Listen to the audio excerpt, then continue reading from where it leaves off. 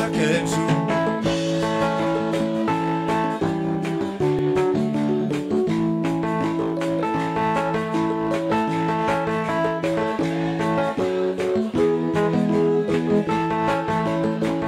Oui, quand Jésus m'a sauvé.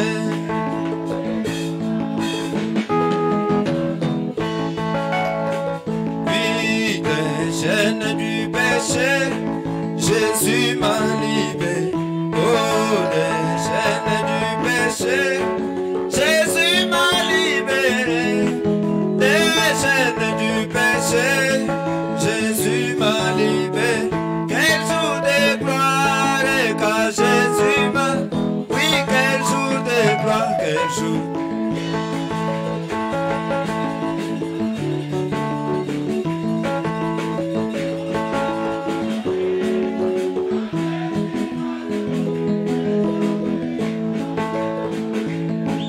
Quand Jésus m'a sauvé.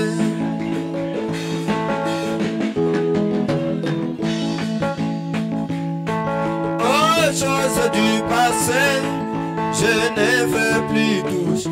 Oui, aux choses du passé, je ne veux plus toucher. Aux choses du passé, je ne veux plus toucher. Quel jour de gloire, et quand Jésus m'a... Oui, quel jour de gloire, quel jour de... Oui, quand Jésus m'a sauvé.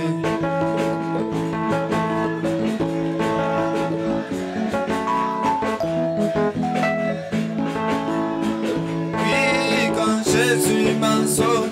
Quel jour de gloire, et quand Jésus m'a sauvé.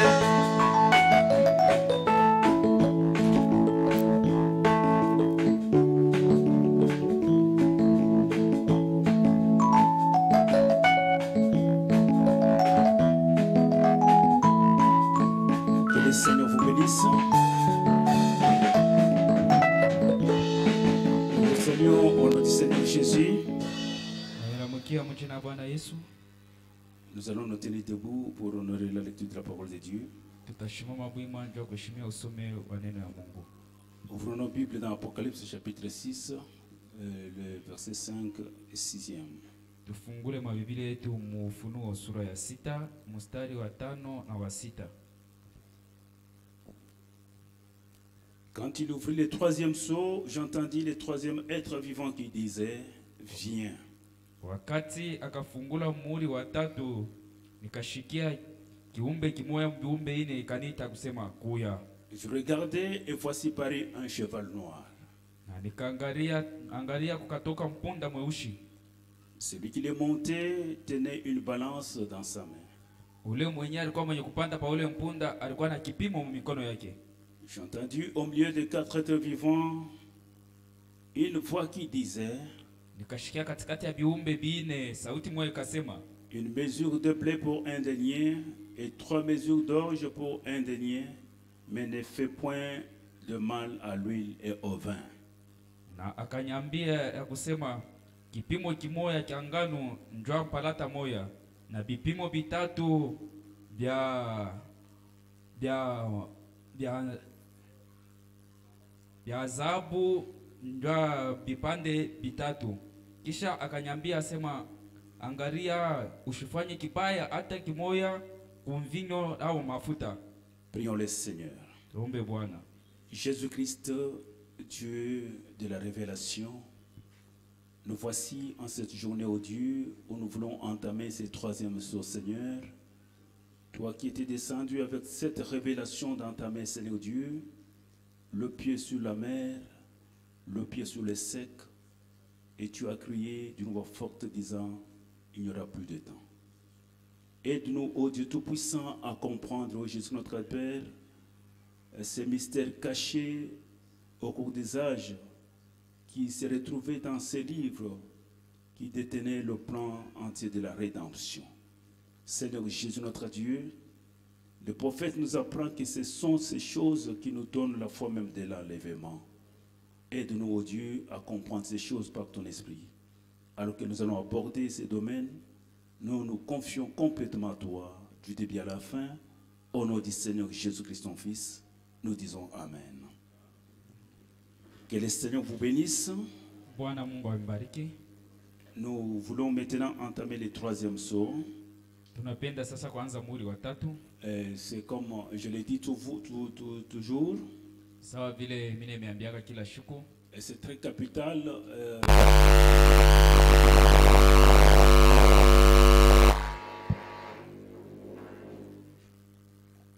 Vous deviez vous vertuer d'être toujours présent parce que dès que quelque chose vous dépasse, je pense que vous aurez toujours de la confusion au fur et à mesure que nous sommes en train d'avancer. Na njoo kwa maana mimi nimeambiaka mnapasha kudikankamisha mkue kwa kila siku. Kama unapusa mafundisho tu moya huyo asema ni kitu kia kabaila kile kinapusa bibi yenyewe vitafuata wote bishikia mzuri. Et le prophète était consacré pendant tous ces jours où il enseignait ces livres des sceaux. Nabii alikuwa kuditolea mashuku yote anaanza kuhubiri mihuri. Il s'attendait au Saint-Esprit. Anaanza kujiachilia kwa Roho Mtakatifu. C'est ce que je vous avais dit qu'il n'y avait pas seulement le membre de Branham Tabernacle, mais il y a eu plusieurs églises qui venaient de partout dans le monde qui étaient venues juste pour entendre la révélation de cette sceau. Wakati anaanza kuhubiri mihuri saba kukwepa kama na memba wa Branham maskani kulikuwa bato makanisa kwa chana benye balikuwa mtauni na minji ya kwa chana balikuwa kufuata ufunuo wa mihuri saba. Le prophète dit que chaque jour un ange descendait et il me donnait la révélation de chaque sceau et ainsi de suite. Nabii anasema kila siku miraanza kupokea malaika anaanza kunipatia ufunuo wa kila muhuri na kadhalika. Soyez vraiment attentifs à tout ce que nous sommes en train de dire, c'est tellement capital. Nous allons exploiter les livres des troisième sceau. Prenons d'abord le point 20 de poursuivre cette forte déclaration que le prophète déclare ici.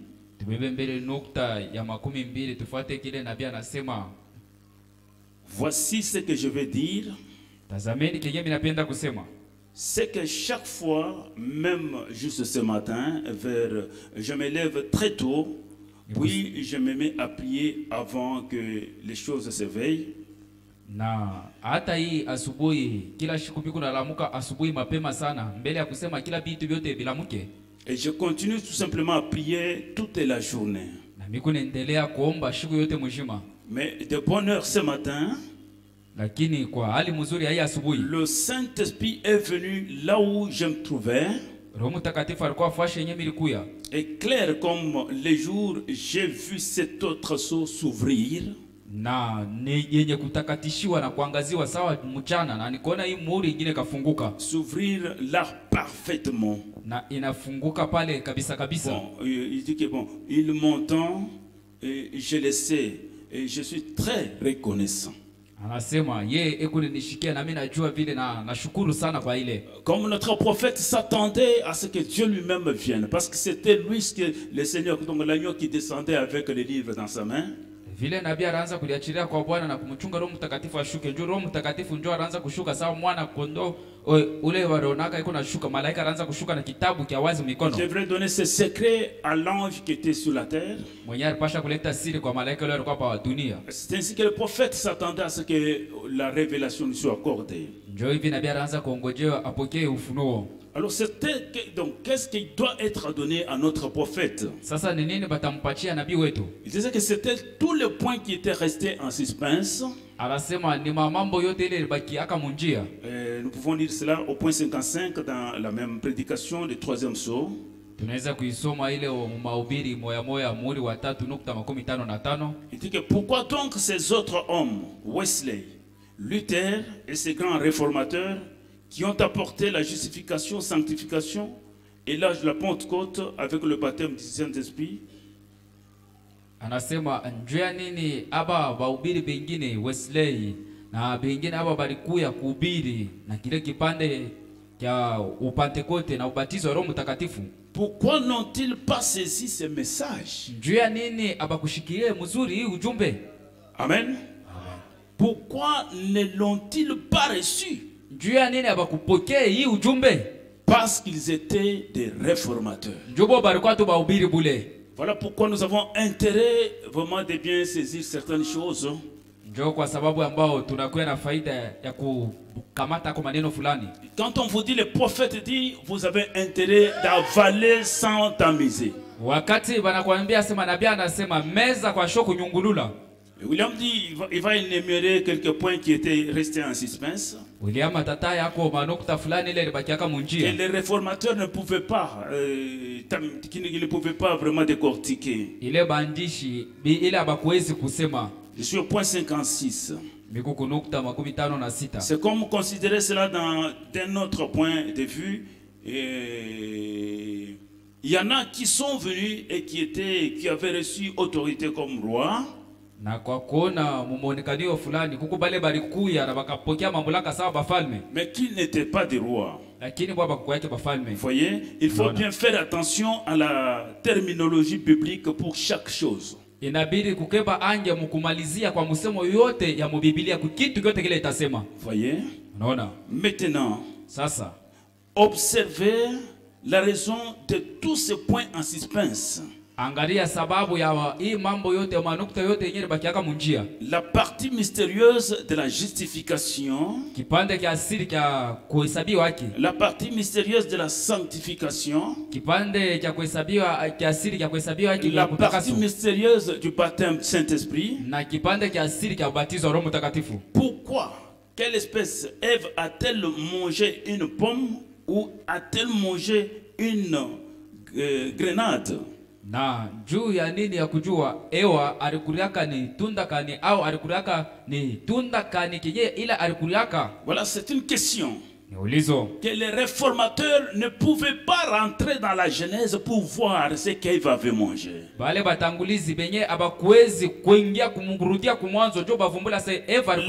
il faut l'œil d'un aigle, un prophète.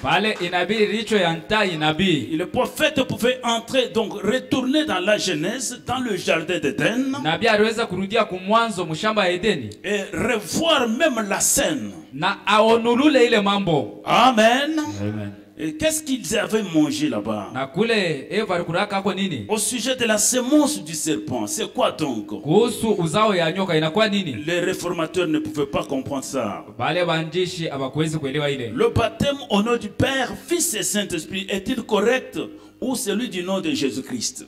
Ubatizo mujina ya Baba, Mwana na Roho Mtakatifu yonjo ya kustahili au ni ya ubatizo mujina ya Yesu Kristo? Oh, des centaines de ces points ont été laissés en suspense. Anasema mamia ya hii maneno ilibakiria munjia. Voilà pourquoi nous avons besoin d'un prophète dans ce temps de la fin. Ndio sababu ya ambao tunatafuta nabii mwi wakati ya mwisho. Pour nous révéler ces choses. Atupatie ufunuo ya hii maneno. Bien-aimés, laissez-moi vous dire ceci. Mapendo macho nimeambia hivi. Jusqu'à vous recevez ces mystères qui étaient cachés et qui sont révélés aujourd'hui. Wakati unapokea hii siri yenye kufichwa lakini inafunuliwa leo. Vous êtes une personne bénie. Huku mtu mwenye kubarikiwa. Et vous êtes une personne privilégiée. Huku mtu wa fadhili. Il y a des fois que nous ne savons pas ce que nous sommes. Samoya atujuake kile tuiko. Mais laissez-moi vous dire ceci. Lakini mwache nimeambie kwa hivi. Si le prophète Daniel venait ce soir ici, kama nabii Daniel anafufuka hii magharibi hapa, il va s'asseoir là-bas, vous entendre le prêcher. Prêcher ces choses parce qu'il ne connaît rien. Atekala pale ashikie kuhubiri ujumbe, njoo ashijue ujumbe ni nini. Pendant que vous tremblez devant Daniel. Wakati wewe huko namtetemekea Daniel. Vous valez plus que Daniel parce qu'à Daniel on lui a refusé de connaître ça. Amen. Moyo mnakuwa babe kumpita Daniel, njoo Daniel balimkataza aone hii masiri. Et quand William Branham était en train de baptiser à la rivière Ohio, wakati William Branham yuko nabatiza kumtoni ya Ohio, une étoile est descendue. Na nyota fulani kashuka. Sous forme de la colonne de feu. Kashuka muumbo ya nguzo ya moto. Qu'est-ce qui s'est passé? Nini kafanshika? Je vais lire un peu dans Monsieur. Est-ce le signe de la fin? C'est une prédication qu'il a prêchée le 30 décembre 1962.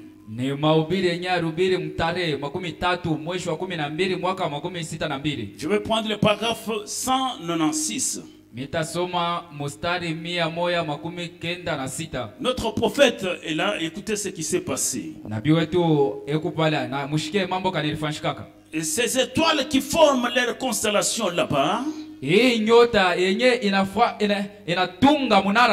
cet ange qui vient et dit,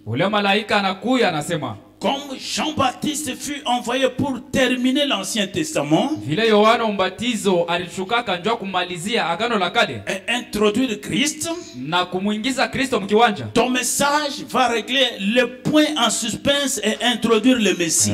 ujumbe yako itaisha manukta yote ile ilibakia munjia na imuingize Masia Et mkiwanja. cela juste avant sa venue. Ile ni mbele ya yeye ashuke. Donc avant que Christ vienne physiquement, Mbele ya Kristo akuye mumwili. alors le message doit d'abord venir. Ujumbe inapasha yo kutangulia mbele. Préparer d'abord. Kutayarisha kiwanja. Je pense que l'église est présente. Awazia kanisa iko nafuata. C'est lui qui était descendu pied sur la mer, pied sur sur le sec. Na ule mwenye alishukaka anakanyanga pa bulongo na anakanyanga pa maji. Il n'était pas le physique. Ashikukwe njo mwili yake. C'était Christ, l'esprit, celui-là, l'agneau de Dieu. C'était d'une façon spirituelle. Ilikuwa ni Kristo ule mwana kondoo mwenye alishuka muumbe ya kiroho. Avec un livre ouvert. Na kitabu kia wazi. Pour remettre au messager terrestre. Njo amupatie mjumbe muntu wa dunia. Et ce messager doit d'abord révéler ses secrets. Na huyu mjumbe anapasha aseme wazi ile C'est ainsi que physiquement Christ doit venir chercher cette épouse qui a été préparée par le message. Njo hivi mkimwili Kristo atashuka njo akwe abebe biharusi ule anatayarishwa na ujumbe. Ton message va régler le point en suspense et introduire le Messie. Ujumbe yako itajibu kumanukta yote ilibakia munjia na imuingize Masia mkiwanja. Juste avant sa venue, Mbele ya yeye kuya. le message du dernier jour. Ujumbe ya mashiku ya mwisho. Remarquez, Mwangalieni. l'ange puissant jura Malaika wa uwezo par akalapa. un serment qu'il n'y aurait plus de temps. Na kwa kiapo akasema akutakuwa tena wakati. Maintenant, je ne vais pas vous garder trop longtemps. Sipende kumikausha. Pensez à ceci une minute maintenant. Mwaze eko kuima neno mudakika moya. 197 dit ceci. Messieurs, c'est le signe de la fin toujours. Bwana iti ni alama ya wakati ya mwisho nukta 100. Maintenant, écoutez. Sasa shikieni. Cet ange est descendu du ciel. Ule malaika katoka mumbingu. Vous voyez? Unaona? Les 7 autres anges de cette église étaient de messagers terrestres. Na aba bajumbe saba ba makanisa saba balikuwa bajumbe ba dunia. Mais cet ange, tout le message est terminé. Na huyu malaika wakati ujumbe yote inaisha. Le 7e ange clôture tout. Malaika wa saba anaishia byote. Ce n'est pas ce que nous voyons aujourd'hui. Il y a d'autres qui surgissent. Moi, je suis les remplaçants. Ça, ce sont des théâtres. Aina hivi tunaanza kuona leo, mimi ndio mimi nampiana William Branham. Le 7e ange clôture le tout. Mjumbe wa saba anamaliza kila kitu. Cet ange vient, malaika anakuya, non pas vers la terre, ashishuke pa dunia. Il n'est pas énorme de la terre, ana mtu mwa pa dunia, comme le messager aux âges de l'église. Sawa bajumbe mu vizazi vya kanisa. Ça, c'est terminé.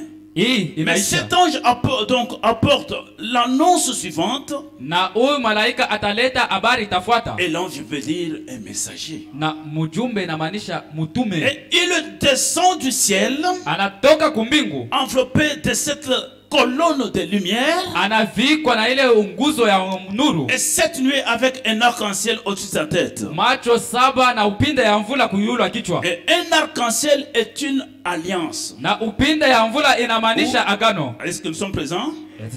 C'était Christ avec un pied sur la terre et un pied sur la mer.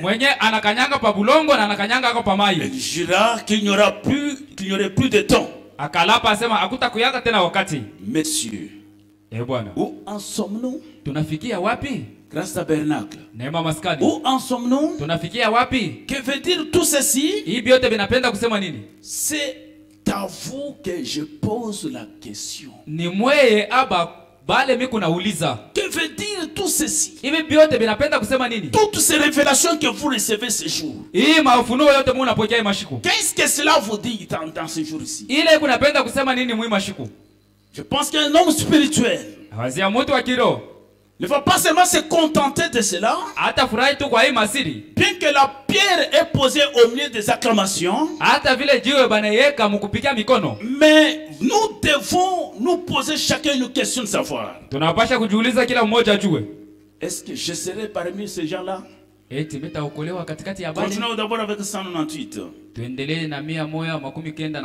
Les autres anges étaient des messagers des hommes de la terre. Mais cet ange, il est dit à l'ange de l'église de Laodicée, à l'ange de l'église d'Éphèse, des messagers de la terre. Lakini huyu malaika akasema ku malaika wa kanisa ya Laodikia, ku malaika wa kanisa ya Efeso, bale ni bantu bale bajumbe beko pa dunia. Voyez-vous? Unaona? Des hommes, des messagers, des prophètes, etc.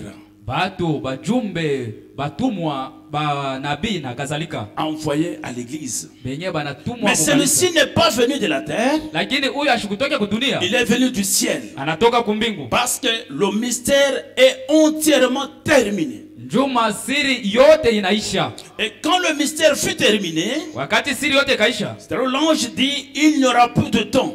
njo pale malaika akasema hakutakuya tena wakati. Les 7 tonnerres firent entendre leur voix. Na mingurumo 7 ikashikilisha masauti yayo. Et ces 7 tonnerres-là, Ile mingurumo 7 ile c'était quelque chose nous permettant de savoir comment entrer dans la foi de l'enlèvement. njo kitu fulani kilitufikisha sema tuingie mu imani ya kunyakuliwa. C'est ce qu'il dit au point 199. Njo kile anasema 119.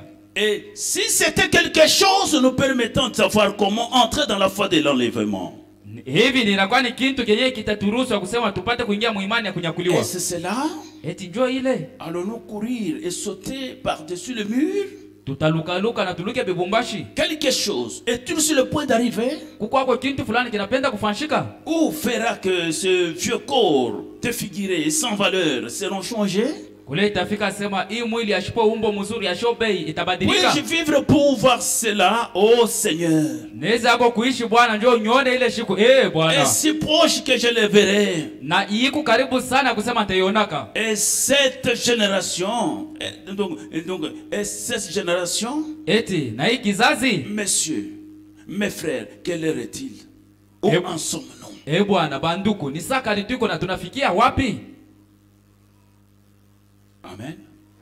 Où en sommes-nous? Tunafikia wapi? J'aimerais que quand nous parlons de ces choses, Napenda wakati tuko nasemea hii maneno. parce que j'avais parlé avec les conseils qu'après cet enseignement, si Jésus ne vient pas, ne venait pas ces jours-ci, nous allons commencer l'enseignement sur le Saint-Esprit. Na mili sumburia na baraza kusema kisha hii mahubiri ya mihuri 7 kama Yesu ashukuye taanza mafundisho kwa Roho Mtakatifu. Suivez ce qu'il dit, retournons dans le 3e saut. Tushikie kila anasema turudie kumuri wa 3. Parce que c'est très capital. Ni ya faida sana. Moi, je suis en train de voir quand ces choses sont en train d'être révélées et tout ce que nous voyons dans le monde, tout ce qui se passe actuellement, ça, pour moi, je suis en train d'être interpellé à quelque chose. Na kuona hii mihuri 7 na kuona vyote vile biko nasemewa kwangu mie iko nikumbusha kwa kuona maandamano iko nafanyika nikumbusha kwa kitu. Ouvrons le troisième saut, paragraphe 71. Tufungule muri wa 3 kujistadi kia 136 71. S'il n'y a qu'un seul qui partira, ce sera moi, dit le prophète. Kutakuwa tu moya ula tendaka itakuya ni mie vile nabii anasema. Parce que moi je crois. Njoo mie mimi naamini. Est-ce qu'il y a quelqu'un qui croit? Amen. Voyez? Unaona? C'est comme ça que vous devez le croire. Njoo muile namo na mnapasha kuamini. Que ça sera moi. Ya kusema itakuwa ni mie. C'est sûr. Ni kweli. J'aimerais vivre éternellement. Et j'aimerais vivre tellement près de lui que je suis certain qu'il va me prendre lorsqu'il viendra. Napenda niishi pembeni yake na kuya na hakikisho ya kusema pala atakuyaka atenibebaka. Je le crois. Na naamini vile. Ni vya kweli. Alors, na pale, si tous les autres le manquent, moi j'y serai par sa grâce. Na kama babatu bengine banapusa mimi nitenda kwa neema yake. En effet, kwa hivi il me l'a promis. Arilaka. Et je sais que j'y serai. Na mimi najua sema takuyako. Parce qu'il ne peut pas mentir. Jo ashwezi kulanda. Et je sais que mon âme et ma vie rendent témoignage. Najua sema nafsi yangu na maisha yangu iko nashuhudia. Et que j'essaie de vivre chaque jour comme si c'était celui où il allait venir. Na napenda kuishi kila siku sawa siku ile ya kusema njoo ile Yesu atakuya. C'est pourquoi je serai celui-là. Est-ce que nous sommes présents? Amen. J'aimerais que chacun de nous suive un peu ce langage-là. Voilà quels doivent être vos sentiments. S'il y en a 8, je serai l'un de ces 8. Kukikwe munane mimi miku katikati ya bale S'il y en banane. a 5, je serai l'un de ces 5. Kama ni tano mimi ndio wa tano. Amen. Amen. Je ne sais pas ce qui en est du voisin. Na shijua asema jirani yako namna gani. Mais je vais être l'un de ces 500. Lakini mimi napenda nikuwe mmoja wale 500. Vous voyez? Unaona? Vous voyez? Unaona? C'est de cette façon-là qu'il vous faut garder cela à l'esprit. Jo ile namna ile mnapasha kuchunga ile mroho. Et si vous avez gardé la chose comme ça en l'esprit, Kama unabakia na ile mawazo ya hivi, il vous serait difficile de vivre dans le péché. bitakukuia nguvu uishi munzambi. Amen.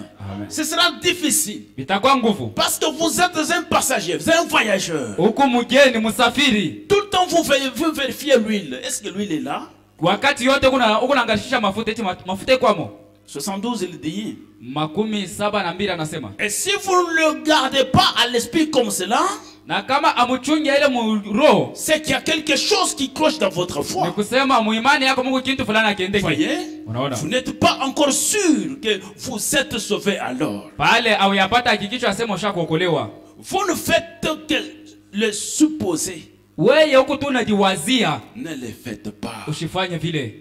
Ne suppose pas. Usijiwazie wazie. Oh, je peux aussi partir. Oh, Nazania, mimi naweza Non, kwenda. ça c'est une erreur monumentale. Hapana, ile ni nkosa ya kabaila. Croyez que j'y serai. We amina nasema mimi nitendaka. Si au grand tabernacle on vient prendre 20 personnes, je serai du nombre. Kama mwenema maskani ni batu 12, mimi ko katikati yabo. Et vivez comme si Jésus va venir dans quelques minutes. Na ishi sawa Yesu mtakika moja atakuya. Et vous verrez que le péché sera très loin de vous. Na utaona sema nzambi itakuwa na wewe mbali. Des fois nous vivons, nous oublions des fois. Saa moja tuko naishi tunasaulika. Voilà la raison qui nous amène à pécher, à faire n'importe quoi. Ndio sababu iko netuletea tufanye nzambi, tufanye vitu vyovyote. Retournons un peu dans l'Apocalypse chapitre 6. Turudie mbele kwa Ufunuo sura 6. Relisons un peu ce que nous venons de lire. Tusomulule kile tunatoka kusoma. Quand il ouvrit le troisième sceau, Wakati akafungula muri wa tatu, j'entendis le troisième être vivant qui disait, viens. nikashikia kiumbe kia tatu ikaniita sekuya. Je regardais et voici parut un cheval noir. Na nikaangalia, tazameni mpunda mweusi anatoka. Et celui qui le montait tenait une balance dans sa main. Ule mwenye alikuwa mwenye kupanda pa ule mpunda alikuwa na kipimo mikono. J'ai entendu du milieu du quatre êtres vivants une voix qui disait, Nikashikia katikati ya viumbe ine sauti kasema, une mesure de blé pour un denier kipimo cha ngano njwa mpalata moya. et 3 mesures d'orge pour un denier. Ya maorge tatu njwa mpalata na yo moya. Mais ne fais point de mal à l'huile et au vin. Usifuanshie kibaya mafuta na mvinyo. Ceci, il faut un prophète. Hapa inabidi kukuwe nabii. Tout c'est symbolique. Hii vyote viko mifano. Amen. Amen. Tout c'est symbolique. Yote ni binafananisha. Hier alors que j'étais à la permanence, Jana pale wakati nilikuwa kwa ofisi, il y a eu un pasteur dénominationnel qui est venu me voir. kulikuwa pastor mmoja wazee akakaa kunyona. Il dit que moi je suis je suis l'auditeur, je suis la personne qui te suit chaque samedi. J'attends impatiemment que les samedis viennent pour que je te suive souvent. Asema mimi miko pastor wa mazebu na kufuataka kila mposho na mposho mimi napendaka ende mbio mbio njoo Et nikushikie. chaque fois il m'appelle à la fin de la prédication. Na kila wakati kumwisho wa mahubiri ananitaka. Je t'appelle souvent, c'est moi qui t'appelle souvent. Mimi njoo mimi nakuitaka sana. Alors chaque fois quand tu prêches, Kila wakati kama unahubiri, je sens comme si je dois pleurer ou je me sens vraiment que je dois pleurer. na mimi kunashikia saa amu ya kulia na nishika saa inabidi paka nilie. Alors quelque chose me disait toujours, allez voir cet homme-là. Kitu fulani kiko naisa wendo kama yule pastor. Et je prends chaque fois note quand tu prêches. Na kila wakati mimi kunaandika pale unahubiri. Et une fois j'ai prêché cela dans mon église. Na siku moja nikahubiri ile mahubiri yako mkanisa yangu. J'ai eu des problèmes avec mon ancien. Nikapata mambo na mzee wangu. Et il a commencé à dire que non, c'est qu'il y a une sœur dans l'église là-bas, une sœur qui a été mariée par un frère. Elle fut du message, mais mariée par un dénominationnel. Na mule mkanisa yake mulikuwa dada moya alikuyaka wa ujumbe muntu wa mazee bwana moa. Et cette sœur m'a suivi, m'a dit, parce que ce que tu prêches, c'est du message. Na moi j'étais au message. Ule pastor ule dada ananifuata sasa, pastor, hivi unahubiri vya ujumbe vinatokea ni ujumbe. Écoutez-moi très bien. Mnishikia kwa mzuri. Et il a fait tout. Na anafanya nguvu yake Il m'a yote. dit que le diable m'a dérangé. Je suis venu à pied pour que parce que d'après l'adresse que tu m'as donnée, il venait de quelque part. Il a cité l'église, l'église était quelque part. Na anatoka lwa mikulu asema shetani ananizuiza mimi natoka lwa mikulu na anaanza kutoka mkanisa mwese mimi natembea lwa mikulu njoo kwa nisumbulie na wewe. Il m'a posé des questions claires. Akaniuliza maulizo wazi. Et cet homme de l'Apocalypse qu'il est parlé, c'est qui? Ule mutu ule banataye mu Ufunuo ni nani? Comment calculer le nombre de la bête? 666. Namuna kania kuhesabia hii hesabu ya nyama ya Je lui 666. ai tout donné. Namupa Il vyote. était stupéfait. Alishanga. Il dit qu'en tout cas, je sens les chairs de poule pendant que tu me parles. Anashikia sema mimi nashikia nywele nitembea Moi, bado je lui ai unasema. dit ça, ma chère et moi, je dis que toi, tu es un aiglon. Nikamwambia bila kukurakura mjumia sababu mtoto antai. Tu as seulement été jeté dans la poulailler seulement. Wewe ulianguka tu mumbi kwanza ya kuku. Alors, je sens que tu es un aiglon. Mimi nashikia sababu mtoto antai. Je lui ai donné quelques brochures. Nikamupa vitabu kiloko. Va exploiter. Uende usome. Et va dire la vérité à ton peuple. Uende uambie kweli kwa pastori wako. Et je lui ai dit que je vais même te soutenir. Na namwambia sema mimi nitakusaidia. Voyez-moi un peu ces choses. Mwangalie kwa hii maneno. Ces gens qui sont dans les dénominations, Aba watu wako mazebu. il y a véritablement les enfants de Dieu qui sont là-bas. Kuku batoto ba Mungu babyakwele beko mazebu. Mais ils finiront par croire ce message. Mwisho batafikia kuamini ujumbe. Amen. Amen. Parce qu'il y a une certaine profondeur dans ce message. Njoo kuku upana fulani mu hii ujumbe. Mais rendez-vous compte. Mjue kwamba Nous parlons des sceaux. tunahubiri kuhusu Nous miuri. faisons appel à l'autel. Tunaalika kwa madhabahu. On baptise les gens. Unabatiza watu. Tu as baptisé combien les dimanches? Mjue ulibatiza ngapi? Écoutez. Donc c'est ça. Une profondeur qui appelle toujours une autre profondeur. Ni upana iko naalika upana ingine. Donc il y a des véritables grands qui entendent quand la parole, la trompette sonne, ils savent, ça c'est un son différent. Kuku batoto antai baba kweli pale banashikia ile sauti hii sauti iko ya kuachana. Prenons le troisième sort au paragraphe 259. Tubebe muri wa tatu mukistari 259. William dit, parlons d'abord de ces cavaliers ici. William asema tusemee kuhusu mpanda farasi. Ces cavaliers, parlons un peu de lui. Tuseme konjoa huyu mpanda farasi. Si vous remarquez bien, Ukiangalia mzuri, le premier cavalier qui il était, mpanda farasi wa kwanza alikuwa nani? et nous avons vu hier soir, selon les Écritures, Tunaona jana magharibi kulingana na maandiko. que le deuxième cavalier c'était exactement le même homme. Na mpanda farasi wa pili ni paka muntu moya moya. Seulement, il était monté sur un autre cheval. Ni kusema alibadilisha tu ni mpunda mwingine. Qu'est-ce que s'est-il passé? Nini Il ilifanyika? a changé de ministère. Anabadilisha huduma au kazi. Voyez-vous, c'est juste. Munaona ndio vile. Nous avons vu qu'il était un antichrist Tunaona sema ni mpinga Kristo et qu'il avait changé de position. na anabadilisha mshimamio. Voyez-vous, Munaona? au point 260. 216. Nous avons vu que quand il n'était qu'au début, c'était un cheval blanc, n'est-ce pas? Tunaona sema pale alikuwa kingare nanzia hapo ni mpunda mweupe. Et c'était une doctrine. Ilikuwa ni mafundisho tu. Maintenant, Sasa nous remenons directement chacun d'eux dans les Écritures, voyez? na tunarudisha kila mmoja hayo mu maandiko.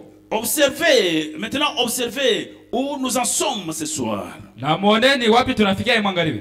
Cet autre, donc, cet autre âge de l'église, Na hii kizazi kingine cha kanisa, voyez? unaona?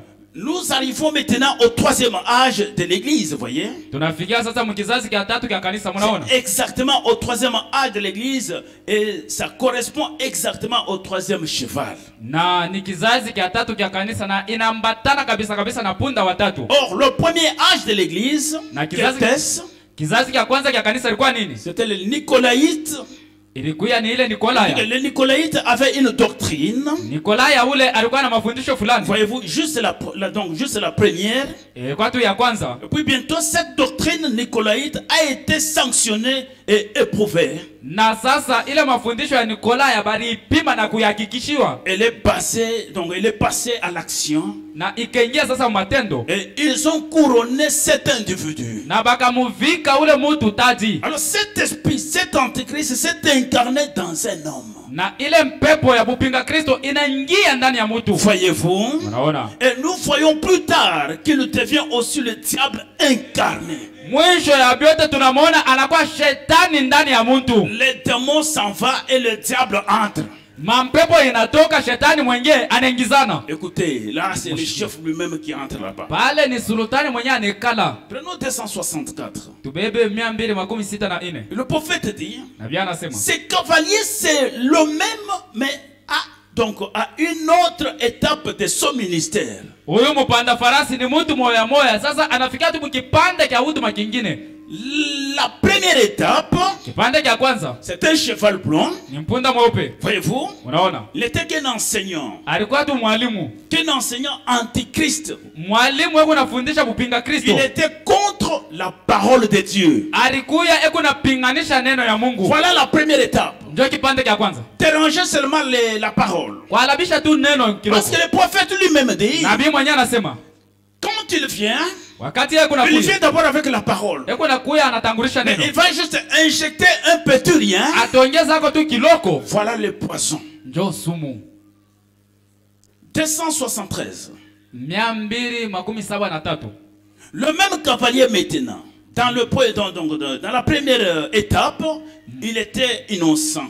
Mupanda farasi moya moya mkipanda cha kwanza alikuwa washo mambo. Et dans la deuxième, là si on monte un tout petit peu haut, Mkipanda cha pili kama tunapanda kule yulu. la deuxième étape, la Bible a dit une couronne lui a été donnée. Na kipanda cha pili Biblia inasema baka muvika taji. Et ils ont couronné un homme. Baka vika mutu taji. Un surhomme. Mutu wa yulu. Voyez-vous? Unaona? Ils l'ont couronné. Baka muvika taji. Et alors la Bible ne lui a pas donné le nom de pape. Na Biblia yo haikumuita asema ni papa. La Bible lui a donné le nom de faux prophète. Biblia yo ilimupanga asema ni nabii wa bongo. Pourquoi? Oui, bien Ni sûr. kweli. Il était forcément un faux prophète. Alikuya kwa kweli nabii wa À bongo. cause de son esprit antichrist qui donnait un enseignement antichrist contre la parole. Juu ya mpepo yake ya kupinga Kristo yenyewe anaanza kufundisha watu bachukie neno ya Mungu. La parole originelle. Neno ya kumwanzo. En effet, Kwa hivi si on donnait un enseignement contraire à la parole originelle, wakati uko nafundisha mafundisho yenye ce kupinganisha na neno ya serait mwanzo, l'antichrist. ndio kupinga Kristo. Amen. Amen. Et la parole c'est Dieu. Neno ni Mungu. Voyez-vous? Unaona? Christ.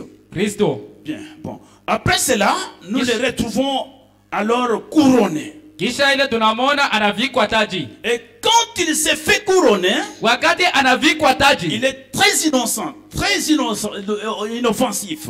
na anakuwa washo sababu mtu ule aweze kukombanisha. Pas du tout quelqu'un d'important. Ana tu mtu wa kawaida sana. Mais Lakini c'est au concile de Nicée qu'il a été, et Constantin lui a donné tous les biens. inakuya kule kubaraza ya Nise kule kwenye alikuyaka na Constantin akamupa mali yote. Alors qu'a-t-il fait? Akafanya nini ne? Vous voyez, Satan lui a donné son trône et son autorité. Shetani na yeye akamupa enzi yake na mamlaka yake. La Bible le dit et nous les voyons, nous l'avons vu. Na Biblia inasema vile na tuiona. Vous savez qui contrôle la terre et le monde entier, c'est le diable. Mnajua ni nani yuko anachunguza dunia mzima? Ni shetani. Relisons encore cela toujours dans le troisième sceau. Tusomulule ile paka mumuri wa 3. Au point 275. 275. Ensuite, nous voyons que le diable a le contrôle sur tout pouvoir politique. Na tunaona sema shetani ndio kunachunguza mamlaka yote ya politiki. Que ça soit dans le passé ou dans le futur. Ikuya hata zamani hata mvile vitakuyaka. C'est ce que nous voyons venir dans Matthieu au chapitre 4 verset 11. Ndio kile tunaona kinafika Mathayo sura ya 4 mstari wa 11. Et nous voyons donc que Satan avait déjà la main mise sur la politique. Na tunaona sema shetani alikuya na uwezo kusiasa. Mais il cherche à s'emparer de l'église. Sasa anapenda sasa abambe kanisa. Alors il entreprend de la séduction. Na pale eko na wazia kutongoza. Il prend son surnom. Na anabeba ule mtu wake wa yulu. Il l'introduit dans une organisation. Anamuingisha matengenezo fulani. Et il le couronne vicaire de Christ. Vous voyez? Anamuvika taji na kumwonyesha sema huyu anampiana Kristo. Christ agissait à la place de Dieu. Ni kusema Kristo yuko natenda pafashi ya Mungu. Vous voyez? Unaona? Écoutez ce qui suit. Mshikie kile kinafanya. Cet homme-là, il est un vicaire. Ule mtu anakuwa wa kupiana. Vicaire à la place de Dieu. Anapiana nani? Anapiana Mungu. C'est la même chose. Kintu kimoja kimoja. À la place de Dieu. Pafashi ya Mungu. C'est ce qu'il est censé être, un vicaire de Christ. Njoo kile anapasha kuya mtu anapiana Kristo. Bon, après avoir fait cela, qu'est-ce qu'il a fait ensuite? Kisha yeye kufanya nini vile nini akabafanya? Satan a pris son pouvoir politique. Shetani anabeba uwezo yake ya siasa. qu'il détenait déjà. Ile yenye alikuwa nayo. Et il a pris le pouvoir religieux. Anabeba uwezo ya dini. Puisqu'il avait déjà été couronné et il les a mis ensemble. Vile alikuwa kasha kuvikwa taji anaichanga pamoja. Je pense que l'église est en train de suivre très Na attentivement. wazia kanisa iko nafuata mzuri sana. 1378. 278. Et ensuite, il lui a fait une autre couronne pour dominer sur le séjour des morts. Kisha akamufanyia taji nyingine njo atawale Adezi. Là, vous allez me donner votre attention parce que c'est là où il y a le bain de la chose. Hapa mufungule kwa mashikio njo sasa mbekechi ya mambo. Et ainsi, ceux qui sont morts, ils ont payé suffisamment d'argent. Hivi bale basha kufa barilipa makuta ya kustahili. Il les en a fait sortir. Na yeye akebatosha. Il avait ce pouvoir-là. Alikuwa na ile uwezo de sortir les morts dans l'enfer pour les mettre dans les purgatoires. Nous allons voir la chose. Kutosha bafu mwadezi anaenda kubeka vasha kubatakasa. Il est un vicaire anakuya qui a autorité sur le ciel, sur le purgatoire. C'est ainsi qu'il veut l'appeler, voyez? Njo anakuya mutu anapiana anakuwa saa kuna mamulaka ya kuendesha batu kumbingu. Njo kwa maana anaita ile fasha ya kubatakasa. William dit cela n'existe pas dans la Bible. William anasema fasha ya utakaso haikalake iko mfanyia. Unaona? Mais il fallait bien qu'il invente quelque chose. Ilibiri atoshe kintu kimoja cha bongo. La Bible dit qu'il est sorti de l'abîme et qu'il s'en retournera par le même chemin. Biblia inasema alitoka mwadezi atarudilia mpaka munjia yake. Alimenter un peu les ventilateurs. Voyez-vous? Unaona? Il est venu dans l'abîme et va retourner là-bas. Alitokea mwadezi njo kula tarudia. C'est pourquoi vous voyez qu'il se change. Njo kwa maana mnaona anabadilika. Celui-ci est venu. Huyo anakuya. Il descend dans l'abîme. Anashuka mwadezi. L'autre vient. Mwingine anampiana. Il descend dans l'abîme. Na anashuka tena mwadezi. Ainsi de suite. Beko nafuatana vile. On y va. 281. 281. Oh, c'est alors qu'il a reçu une grande puissance. Hivi akapokea uwezo kubwa. Il a été établi vicaire du ciel. Na ye alikuya saa ula alipiana mbingu. Et il est adoré comme Dieu. Na beko na mwabudu saa Mungu. Vous vous rappelez que le prophète a refusé l'audience pour le fait de ne plus s'agenouiller devant lui. Na mnajua sema nabii barikatalaka kwenda njoo vile alikatalaka kwenda kutonga magoti kule. Il est chef de la terre. Ye anakuwa kiongozi ya dunia. L'union de l'église et de l'État a fait de lui le chef de la terre. Muungano ya kanisa na serikali inamfanya kuwa kiongozi sultani wa dunia. Lui a donné une couronne pour dominer sur elle. Ikamupa taji njoo kusema atawale dunia. Il peut faire sortir du purgatoire les âmes par la prière. Anaweza kutosha mfasha wa utakaso manafsi kupitia maombi. Il peut aussi intercéder. Anaweza na yeye il était exactement comme Dieu sur la terre. Na alikuwa kabisa sawa à la place de Dieu. Bafashi ya Mungu. Il en a même donc en même temps une grande puissance pour tuer quiconque refuse d'apporter ses ordres. Na anapewa uwezo ya kusema ya kuwa wowote ule atakatala kila atasema. Qui va oser les contredire? Nani atamubisha? Qui? Nani? Frère. Duko. Elles ont... Où est-ce que je suis?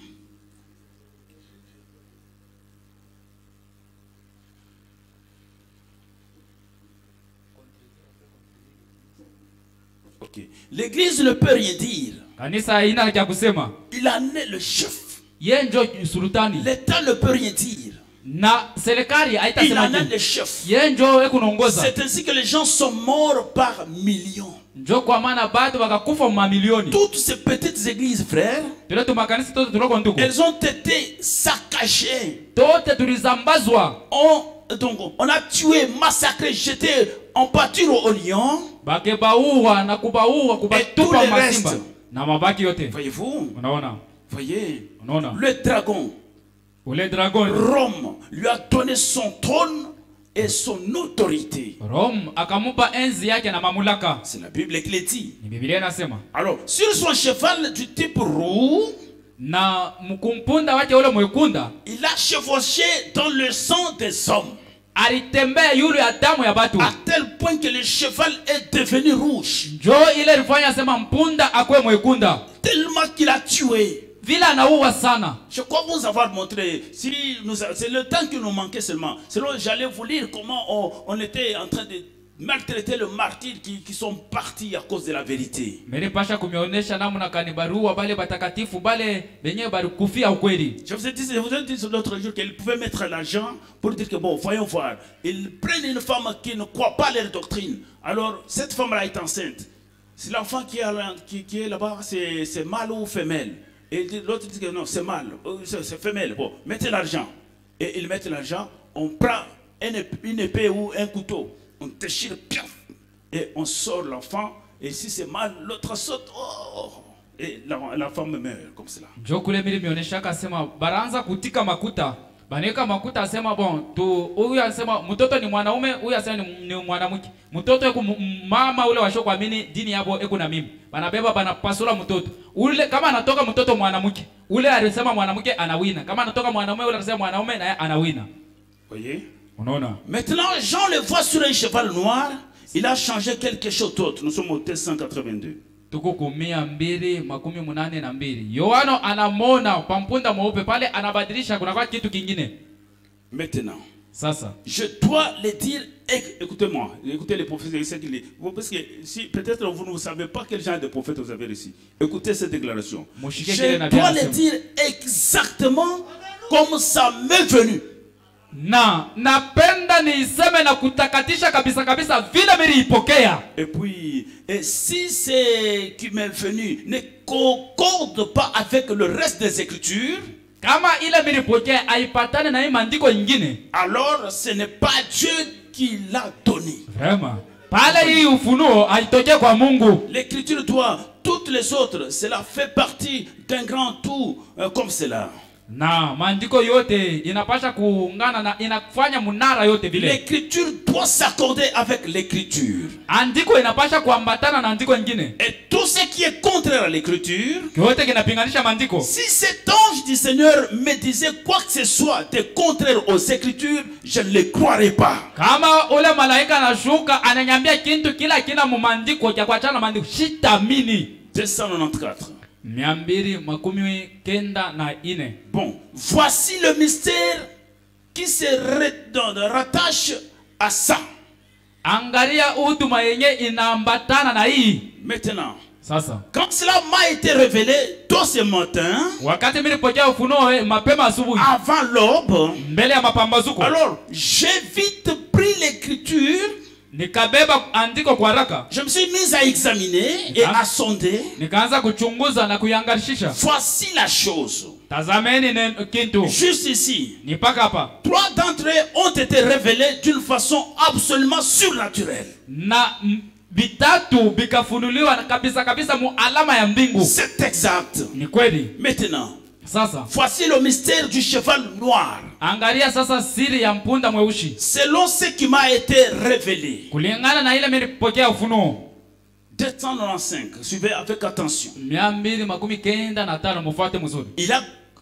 a commencé à les monter à l'époque de l'âge des ténèbres.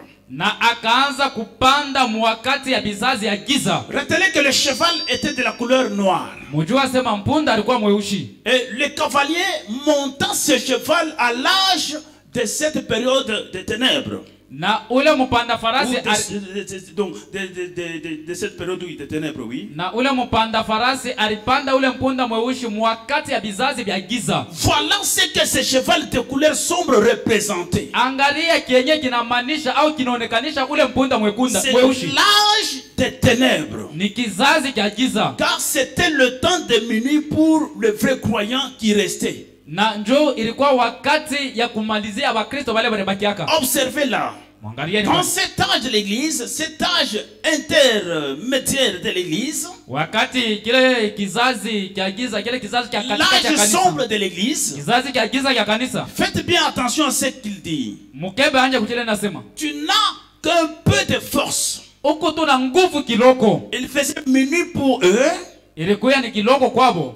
Il faisait minuit pour eux. Ilikuwa ni bushiku katikati kwabo. Pour les vrais croyants. Ndio waaminifu ba kweli. Maintenant suivez de près. Mufuate sasa karibu karibu. Presque tout espoir avait été ôté de la vraie église. Ni kusema tumaini baliitosha kukanisa yote. Puisque cet individu dirigeait à la fois l'église et l'État. Njoo ule mtu anaanza kuongoza biwili serikali na kanisa. Que vont-ils faire? Batafanya sasa nini? Vous voyez? Unaona? Les catholiques avaient de l'emprise à la fois sur l'église et sur l'État.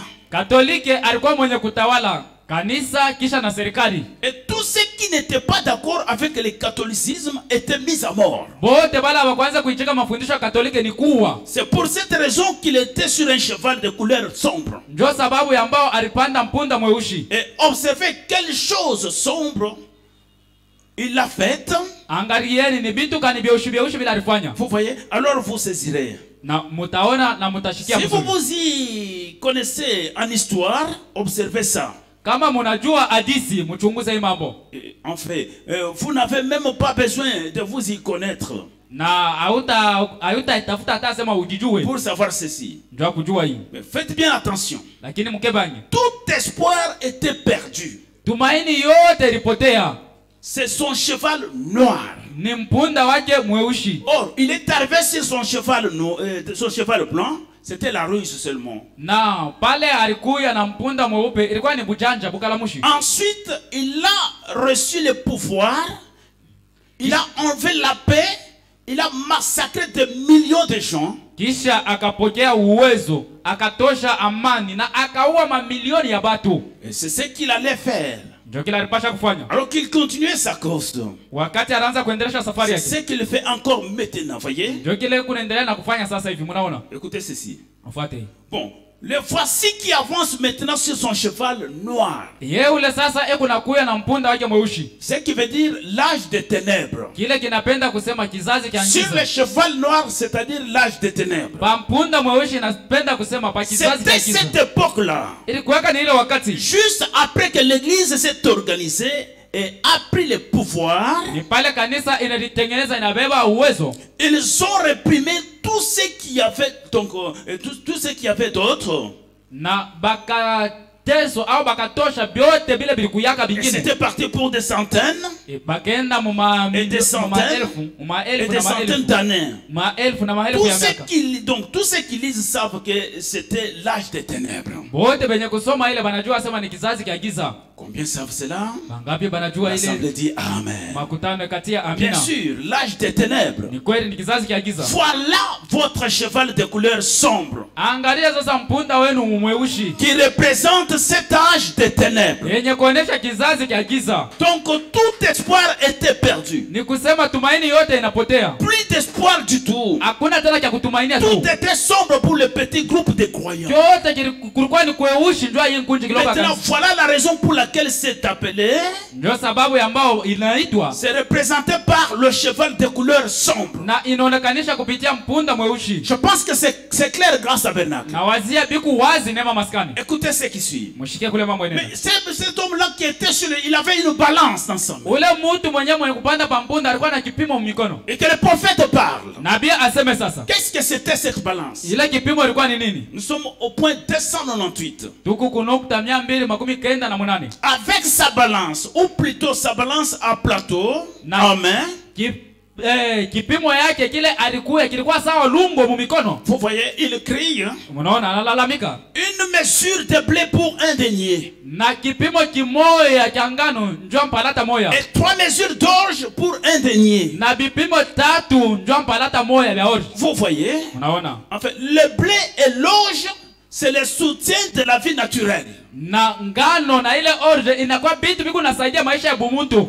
Est-ce que vous voyez l'aigle où est-ce qu'il vous amène? Unaona kuna ntaye nimpeleka. Il est en train de vous décortiquer ce que c'est le blé et l'orge. Haikuna mitakatishia kujua ngano na orge nini. C'est avec ça qu'on fait le pain et tout. Ni mjua bila beku nepika nabyo mikate na bingine. Vous voyez? Unaona? Mais il faisait payer cela. Lakini anaanza kujisha ile. Qu'est-ce que cela signifie? Ile inapenda kusema nini? Il ramène cela dans le spirituel. Anairudisha mkiro. Et ce qui signifie qu'il faisait payer à ce sujet cette sorte d'espérance de la vie qu'il leur offrait. Ni kusema anaanza kuujisha bale bake ile tumaini ya maisha ile anaanza kubapatia. Comment il faisait payer comme cela? Namna kanyaanza kubaujisha hiyo. En leur faisant donc c'est précisément à cette époque-là qu'il a commencé à leur faire payer les prières. Ni ile wakati sasa anaanza kubaujisha maombi. Il demandait de l'argent pour les prières. Anaomba makuta njoo maombi. Et ils le font encore.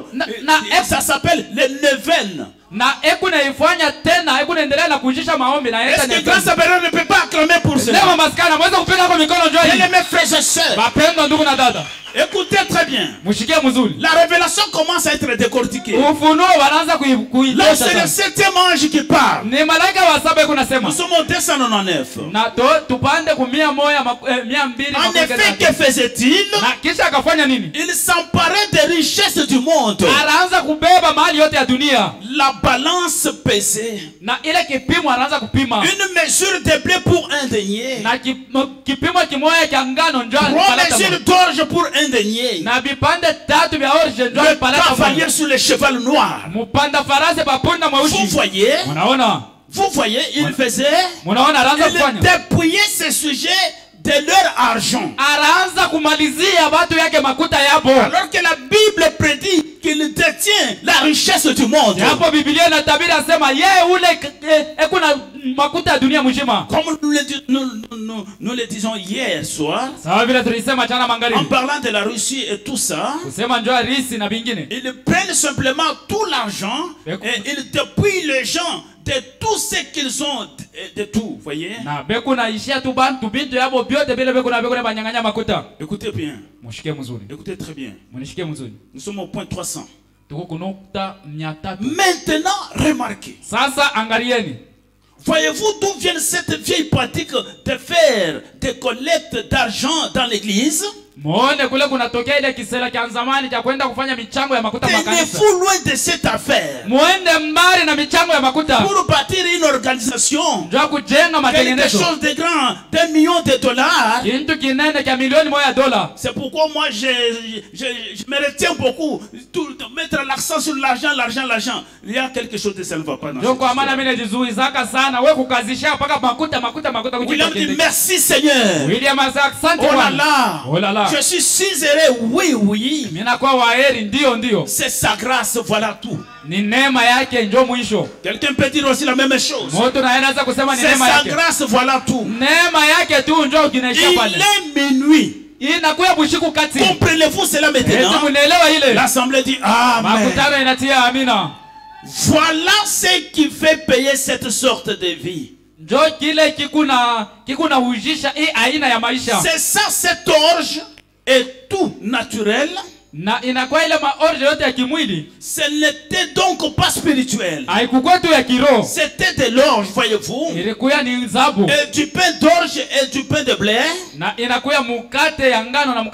faisait payer cette sorte de vie qu'il donnait à ses sujets. En faisant payer les prières que le prêtre récitait pour faire sortir les gens du purgatoire. Maintenant, je dirais cela directement de l'histoire. Il faisait payer. Je pense que ce sont des neuvaines. Je pense que tout le monde sait ce que c'est. Ça s'appelait une neuvaine. Je pense que c'est quelque chose que vous devez faire. Vous savez, une certaine pénitence. Quelqu'un qui devait payer ça. Il a tiré à lui les richesses du monde. À lui-même, à l'église même. Il continue sa chevauchée. Oh, bien sûr qu'il continue, certainement. Il continue sa chevauchée. Est-ce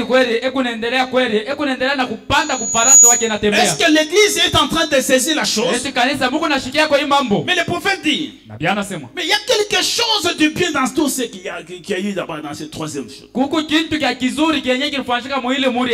Qu'est-ce qu'elle est la chose, la bonne chose? Nous sommes au 303. Il récupère l'écriture. Anabebulula andiko. Remarquez, voici le beau côté de l'affaire maintenant. Remarquez. Angalia sasa ngambo mzuri ya hii maneno muoneni. Ne fais point de mal à ce vin et à cette huile. Usifanye kibaya kumvinyo na mafuta. Amen. Amen. Il avait fait payer tout ce qu'il pouvait faire de nevenne, ainsi de suite. Areza kujisha maombi yake yote na kadhalika. Et tromper les gens comme cela. Na haiko naendelea kulanda bantu vile. Mais à la fin là, on l'a dit, ne fais pas de mal au vin et à l'huile. Kumwisho banamukataza sema usifanyie mvinyo na mafuta kintu kibaya. William dit. William asema. Il n'en reste qu'un tout petit frère, ni touche pas. Kuna bakia tu ni nduku mudoko usipime kumubamba. Suivez bien. Mfate mzuri. 305. 305. L'aigle va nous décortiquer ce que c'est l'huile et le vin. Ntai atetutakatishia mafuta na mvinyo ni nini? Or, l'huile symbolise l'esprit, le Saint-Esprit. Amen. Mafuta inaonekanisha inafananisha Roho Mtakatifu. C'est que je vais vous donner quelques versets si vous voulez, quelques passages des Écritures. Temepatia maandiko kidogo kama mnaipenda ya. Dans Lévitique au chapitre 8 verset 12. Mwalawi sura ya 8 mstari wa 12. Là où Aaron avait donc avant d'entrer, il devait être oint d'huile, vous savez. Dans Zacharie 14 12. Kule Aaron mbele ya kuingia balipasha bampakale mafuta mu Zakaria 14 mstari wa 12. Concernant l'huile qui s'est déversée dans les conduits, na kuona ile mafuta ile iraanza kutelemuka mfacha ya kupotea. Il est dit, na inasemewa, c'est mon esprit, l'huile. Ni roho yangu mafuta. Autre chose encore, si vous voulez voir dans Matthieu 14 25. Kitu kingine mkipenda kuona mu Mathayo 14 mstari wa 25. Il y avait une vierge folle. Kulikuya bikira mubumbafu. La vierge folle n'avait pas d'huile, pas d'esprit. Voyez? Ile bikira bumbafu ashikuwa na mafuta, ashikuwa na roho. Matthieu 25 4. Mu Mathayo 25 mstari wa 4. La vierge sage avait de l'huile dans sa lampe. Elle était remplie de l'esprit. Huyu bikira wa akili alikuwa na mafuta ya mutaa yake, alikuwa mwenye kujazwa na roho. L'esprit, l'huile, c'est le type de l'esprit, voyez? Roho, mafuta inakuwa ni mfano wanafananisha roho. Oh, gloire. Oh, utukufu. Frère Branham tape une fois les mains. Ndoko Branham anapika mu mikono mwana moja. Très bien. Vous saisissez? Asema mzuri mnashikia. L'assemblée dit amen.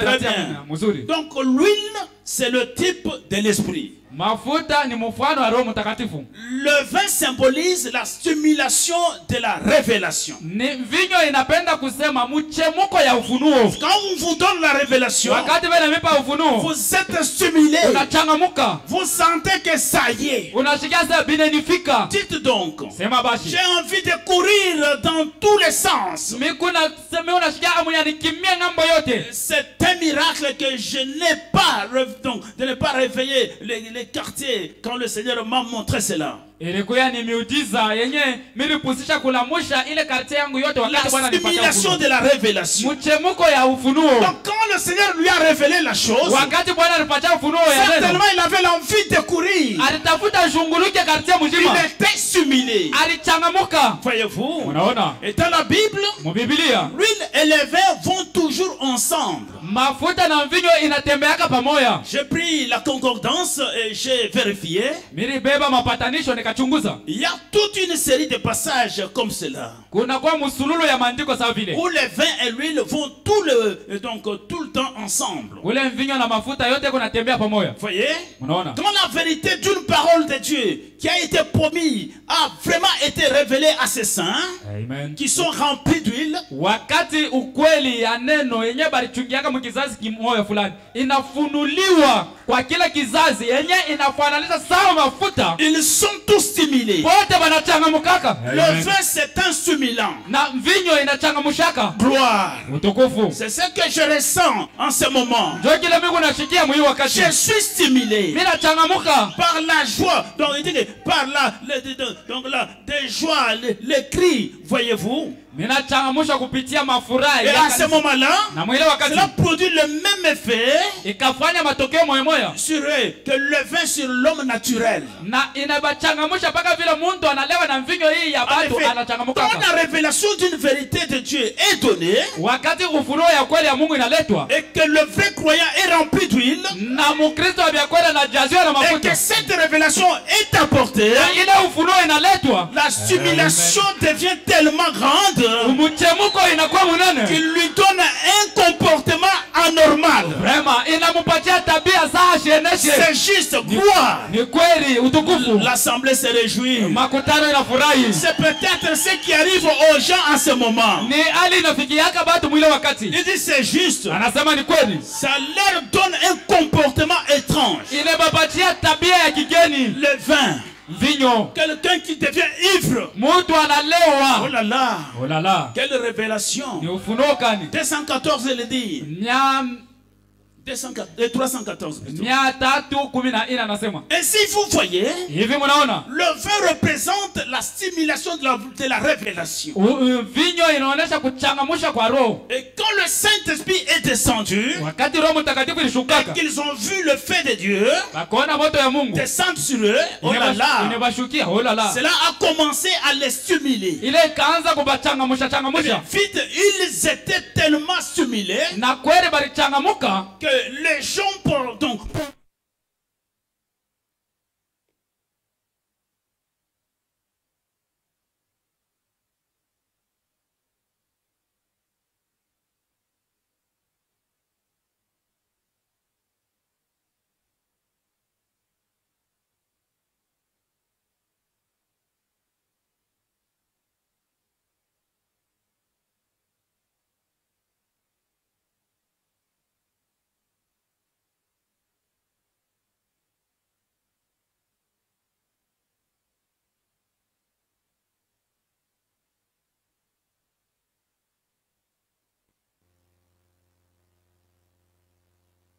ceci, c'est ça.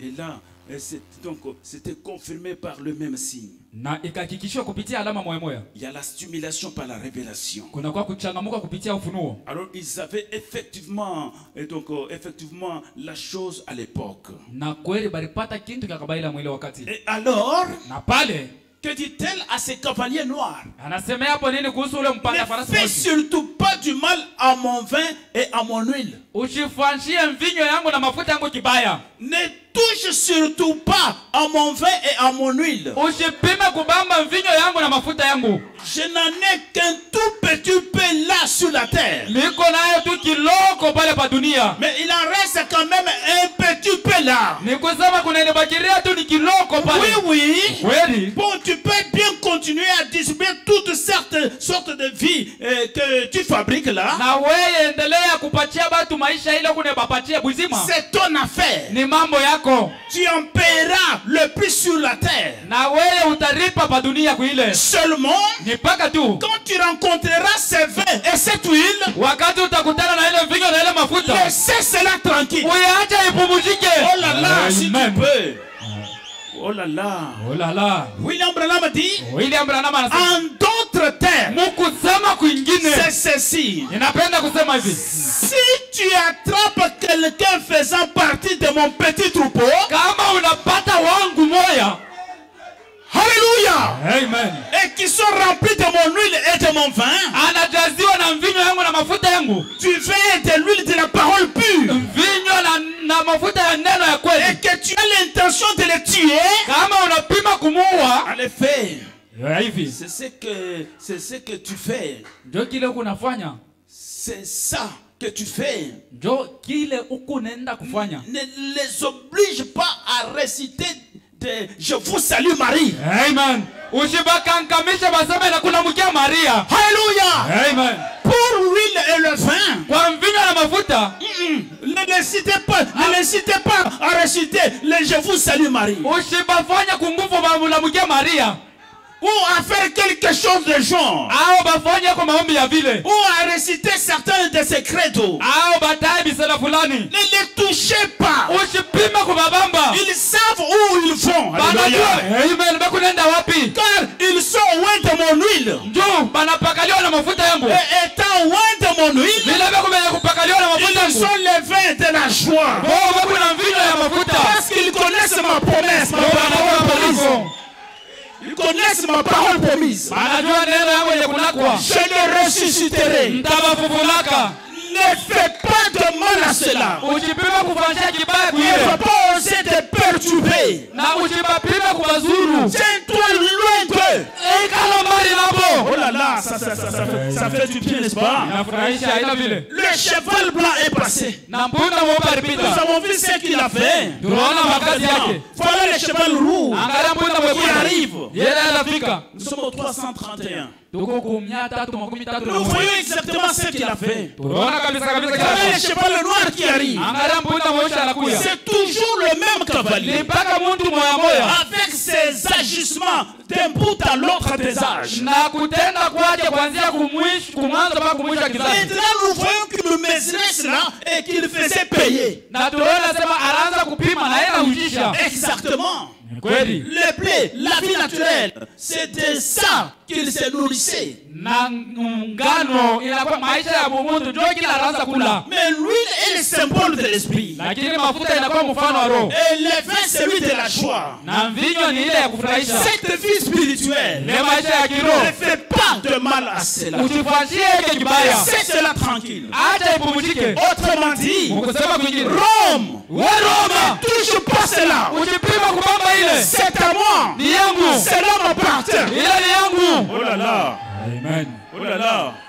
Au 334. Maintenant, j'ai encore d'autres choses ici. Je voudrais que vous voyez. Remarquez, ce n'est pas l'un des 4 êtres vivants qui a dit ne touche pas à l'huile au vin. L'avez-vous remarqué? Les 4 êtres vivants avaient parlé. Mais regardez bien. Je vais juste en lire un petit bout ici, vous voyez. Une mesure d'un denier pour un blé. Donc, blé pour un denier. Et 3 mesures d'orge pour un denier. Mais ne fait point de mal au vin et à l'huile. C'est lui qui a donné la dernière phrase. Ce n'est pas l'un des êtres vivants. Maintenant, écoutez ceci. J'entendis au milieu des 4 êtres vivants une voix. Qu'était-ce? L'agneau. Amen. Ce n'était pas les 4 êtres vivants. C'est l'agneau qui l'a dit. Pourquoi? Il va prendre ce qui est à lui. Ce qui lui appartient. Il l'a racheté. Voyez-vous? Amen. Ne touche pas à cette huile. Non et non. Ce ne sont pas les 4 êtres vivants, mais l'agneau lui-même. C'est l'agneau qui a dit l'agneau.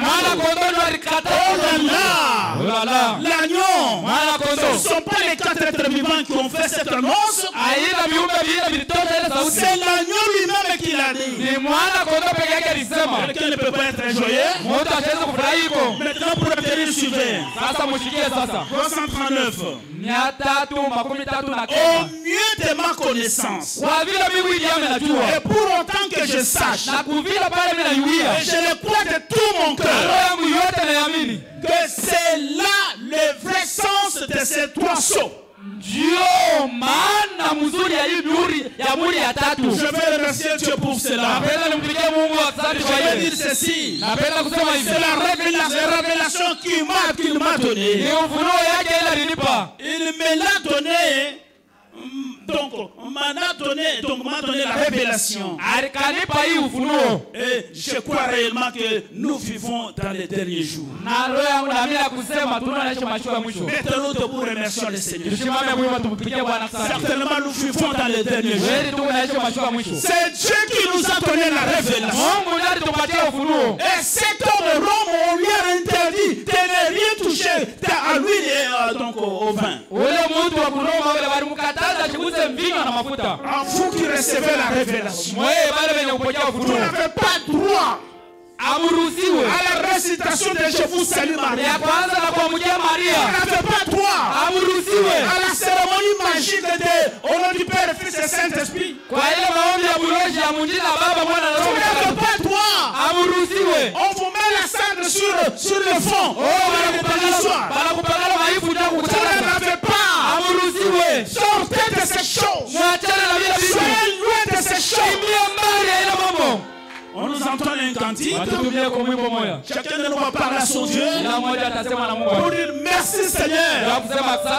Je sens que je suis l'un d'entre eux. Alléluia. Merci Jésus.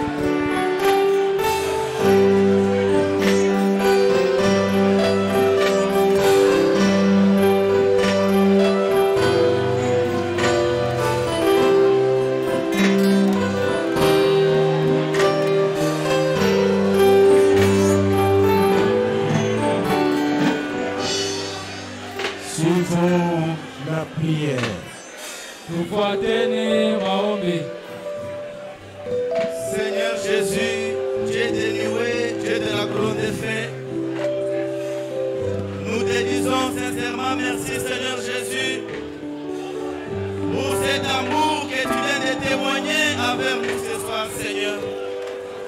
Nous te disons merci, Seigneur Jésus, pour cette révélation rendue manifeste envers nous, Seigneur Jésus. Oh Dieu Tout-Puissant, Dieu de William Branham, je peux me représenter, Seigneur, les jours où Moïse et Aaron revenaient chez Pharaon, Seigneur. Myriam pouvait s'approcher auprès d'Aaron pour lui demander: Aaron, dis-moi, qu'est-ce qui s'est passé chez Pharaon quand tu étais à côté de Moïse? Oh Seigneur, je me représente, Seigneur.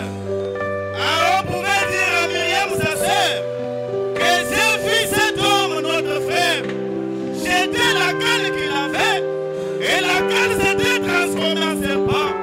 Oh Myriam, la chose grave que j'ai vue, la canne de Moïse qui s'était transformée en serpent, et ce serpent a avalé les restes de serpent que Jeannette et Jambres pouvaient jeter par terre, Seigneur. Oh Dieu de William Branham, Myriam pouvait noter cela dans son agenda. Quand Myriam a vu l'eau sortir du rocher, elle pouvait noter cela dans son agenda, Seigneur. Quand Myriam pouvait voir la main tomber du ciel, elle pouvait noter dans son agenda, Seigneur. Un plus grand miracle qui ne pouvait pas contenir la joie de Myriam, Seigneur, c'est quand elle a vu la mer rouge se diviser en deux. Elle pouvait prendre les tambourins, Seigneur, chanter les cris de joie, pousser les cris de joie, Seigneur, du fait qu'elle avait vu Dieu marcher avec le Seigneur. Oh Dieu de William Branham, merci pour ces répétiteurs fidèles, ton serviteur, notre pasteur, qui a fait des sommets, Seigneur, pour répéter rien que la vérité et la vérité, Seigneur. Nous voici comme des Myriam modernes. Nous avons poussé les cris de joie, Seigneur. Pendant que la parole était décortiquée, nos âmes étaient bénies, Seigneur, de toi. Raison pour laquelle nous te retournons l'honneur, Seigneur. Nous te retournons la gloire. Nous te retournons l'adoration, Seigneur. Oh, que ton Seigneur nous soit béni, Seigneur Jésus. Toi, les dieux de William Branham, il est vrai que nous avons sauté. Il est vrai que nous avons jubilé, Seigneur. Mais ma prière sincère envers toi, Jésus, c'est d'amener nos vies à la hauteur de cette parole. Frère Branham nous dit, si on a parlé des trois Hébreux dans la Bible, si on a parlé de Daniel dans la Bible, Frère Branham nous dit parce qu'ils ont mené la vie à la hauteur de la parole que vous avez reçue, Seigneur. Nous voici avec cette lumière devant nous, qui est ta parole, Seigneur. Laisse que nous puissions nous accrocher de cette vérité, Seigneur, tous les jours de notre vie sur cette terre, que nous puissions méditer, que nous puissions penser. Oh Seigneur Jésus, encore une fois béni sois-tu, Seigneur. Encore une fois, sois élevé à jamais, Seigneur Jésus. Merci pour ta présence au milieu de nous, Seigneur. Et laisse que cette présence bénie puisse guérir la maladie, puisse accorder la solution à ces problèmes, oh Dieu Tout-Puissant, qui étaient dans le cœur de tes enfants. Nous voici, Seigneur. Nous te disons merci, merci, merci, Seigneur. Merci, Seigneur. Merci, Seigneur Jésus. Je te demande dans les noms précieux, les noms du révélateur des sceaux, car il était question que l'ange céleste puisse descendre et donner le livre à l'ange terrestre, Seigneur. Béni sois-tu pour, oh Dieu, cette attraction qui s'est passée au Mont 7. C'est le pourquoi de ces joies de ce soir, Seigneur. Nous te disons merci à cause de la révélation de cette sceau. Nous te disons merci, Seigneur, à cause de cet hébreu en Éphésiens 4 qui répète fidèlement sans faire de compromis, Seigneur. Comme un homme, Seigneur, il a dégagé l'énergie d'une manière ou d'une autre, mais c'est toi qui as promis de rendre au centuple, Seigneur. Nous l'amenons dans ta sainte présence, notre cher et aimable pasteur. Donne-nous une longue vie sur la terre. Sois l'ennemi de ses ennemis, Seigneur Jésus. Et soutiens-toi de sa cause sur la terre ici, à ton service. bénis nos diacres, bénis nos administrateurs, bénis tes enfants qui se sont devenus pour venir écouter cette parole. Nous te disons merci pour l'équipe de ce soir. Merci Seigneur. Merci Seigneur.